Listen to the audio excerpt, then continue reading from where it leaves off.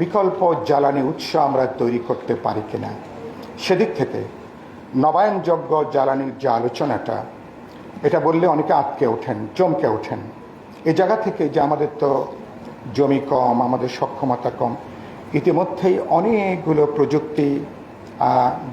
আবিষ্কৃত হয়েছে যাতে নবায়নযোগ্য জ্বালানির ক্ষেত্রে আমাদের এই যেটুকু আমাদের ভূখণ্ড আছে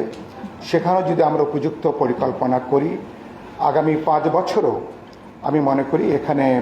আমরা মিনিমাম 20 থেকে 25,000 কিলোওয়াট বিদ্যুৎ যদি আমরা উপযুক্ত পরিকল্পনা করতে পারি, এখানে এই সৌর বিদ্যুৎ থেকে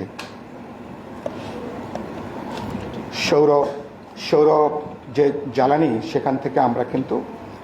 এই বিদ্যুৎ উৎপাদন করা সম্ভব। এই বিদ্যুতের হয়তো বলা হয় ক্ষমতাটা কম, কিন্তু এই ব্যাপারে যদি দক্ষতা, যোগ্যতা অথবা প্রযুক্তির যদি আমরা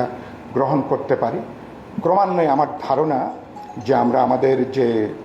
সক্ষমতা, সেই সক্ষমতা কিন্তু আমরা বৃদ্ধি করতে পারি।